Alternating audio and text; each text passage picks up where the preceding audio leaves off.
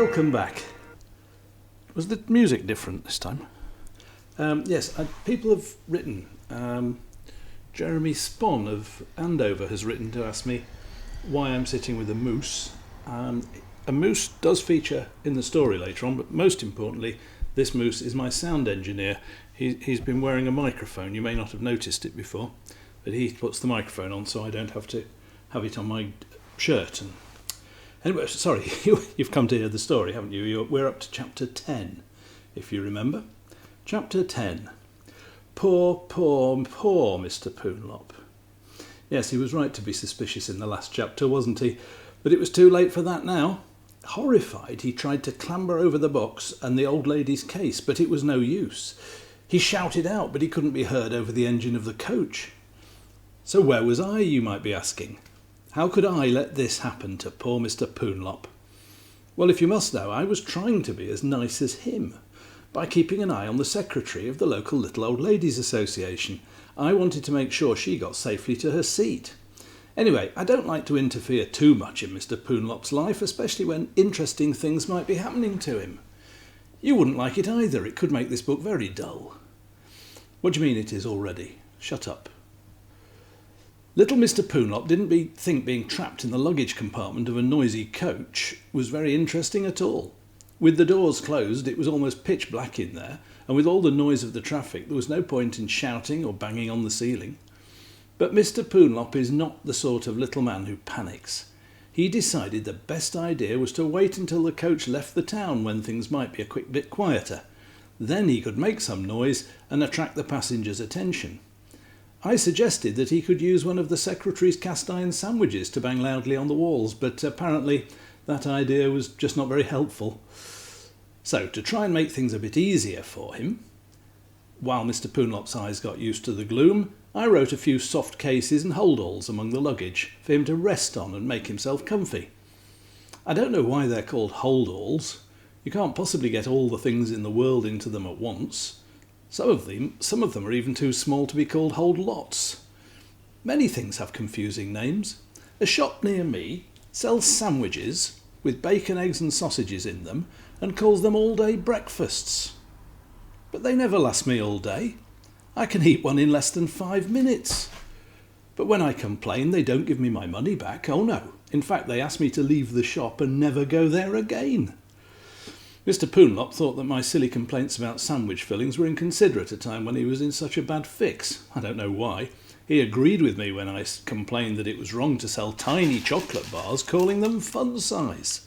We both thought that a fun-size bar ought to be about the size of a baby elephant. But he still complained that his current situation was more important than any food labels, and I'm sure you'll agree he was right. So I let a bit more light into the hold and made sure that the coach was running on special fuel that smelled of flowers instead of that nasty petrol stuff. Mr. Poon-10-12 said that made things a bit better, and he settled back on the hold-a-bits to wait as patiently as he could for the next chapter. In fact, he was so tired from moving all that luggage around that he fell asleep before we got there. Chapter 11. Little Mr. Poon-10-12 is not a motor mechanic. He isn't an engineer of any sort. He doesn't even own a car. But he does know the basic principles of motorised transport. In particular, he knows that, when a coach is going somewhere, the wheels on the bus go round and round. The members of the little local old ladies association, they knew it too. When Mr. Poon-10-12 woke up from his little nap, that's what he could hear them singing. They seemed very happy to tell the whole world, through their cheery song, that not only did the wheels on the bus go round and round, but that they did so all day long. Not quite so accurately, they also sang that the bell on the bus goes ding, ding, ding. Mr. Poon-10-12 didn't think the bus had a bell at all. He was pretty sure it had a horn and didn't doubt that the little old ladies were quite right that it would go beep, beep, beep if the driver had reason to press it. But all in all, he assumed the song was not meant to be a truthful account of what was happening. So, however many times the little old ladies informed him that the wipers on the bus go swish, swish, swish, he didn't believe it was raining.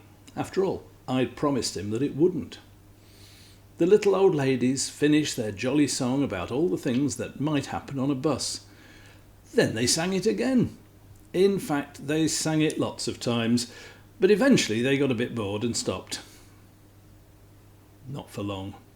Mr. Poonlop didn't believe that 500 green bottles had ever been standing on a wall, but he had to admit that if they had, and if one green bottle had accidentally fallen, that would have left exactly 499 green bottles standing on the same wall. He had to admit that the little old ladies were good at arithmetic, as they sang their song in which one bottle after another accidentally fell. It didn't seem to worry them that a large amount of broken glass would be piling up at the bottom of the wall, and nobody seemed to care what sort of accident might be causing all these bottles to fall off the wall one at a time. After all, thought Mr. Poonlop, after only a few bottles had accidentally fallen, he'd be trying to find out why, so he could prevent the rest from doing the same. I thought Mr. Poonlop was beginning to take the jolly songs a bit too seriously, but he told me that, in his experience, these were exactly the sort of thoughts that went through the mind of anybody trapped in the luggage compartment of a long-distance coach beneath a lot of little old ladies singing endless songs about wheels and bottles. I don't think he was a very happy little man just then, so I promised he'd be getting out in the next chapter, which would follow immediately. And here it is, Chapter 12. 287 bottles were still standing on the wall when the little old ladies of the local Little Old Ladies Association suddenly stopped singing and started chattering excitedly. Even better, the wheels on the bus stopped going round and round and the driver turned off the engine. Mr. Poonlop felt quite excited too. The bus must have stopped so the little old ladies can go for a snack or stretch their legs, he thought. Maybe if I start banging and shouting when they've got off, somebody will hear me and open the hatch. But he didn't need to bang or shout at all. Only a few seconds after the bus stopped, the driver pressed the button to open the luggage compartments. Mr. Poonlop scrambled towards the doors to see a number of very surprised-looking little old ladies. "Oh, it's a stowaway," shouted one. "Help, help, he's been at our luggage," cried another. Fish tanks," yelled a third for no apparent reason. "Oh, it's a stowaway," shouted the first one again. "Clap him in irons," yelled the fish tanks lady, getting even more confused. Then Mr. Poonlop saw a familiar face. "No, ladies," said the secretary of the Little Old Ladies Association. "It's that nice little man I was telling you about, the one who helped with my luggage." "Tie him up! Throw him overboard!" cried the fish tanks lady excitably. No, Emily," said the secretary to her excitable friend. "He's a very nice little man. I'm sure he means no harm." Mr. Poonlop tried to explain what had happened, but the ladies didn't seem to want to listen. "If you'd wanted to come with us, you only had to ask," said the secretary. "You could have sat on the coach in a comfy seat instead of hiding in here." "Yes, we've been singing lovely songs," said Emily, who immediately started to sing about 500 green bottles again. Some of the other little old ladies led her away by holding a packet of fruit shortcake biscuits under her nose. "What's going on here?" demanded a man's voice. It was the driver, who'd come to help the little old ladies with their cases. "We've found a stowaway," shouted Emily from behind the bus, but she didn't finish the sentence because one of the other ladies stuck a fruit shortcake into her mouth. So what she actually said was, "We've found a stone..." The secretary of the Little Old Ladies Association began to tell the driver, whose name was Bill, the whole story of how Mr. Poonlop had helped her with her luggage. To make sure that he didn't miss anything out, she started by telling him what time she'd got up and what she'd had for breakfast. Bill didn't really want to hear all that again, so he smiled politely and led Mr. Poonlop to one side. "Perhaps you'd like to tell me a shorter story," he said. "It's very simple," said Mr. Poonlop, because it was. "I was putting her luggage in the hold when another case fell down and went clunk, clunk." "Clunk, clunk," repeated the driver, to make sure he'd heard correctly. "That's right, clunk, clunk," confirmed Mr. Poonlop.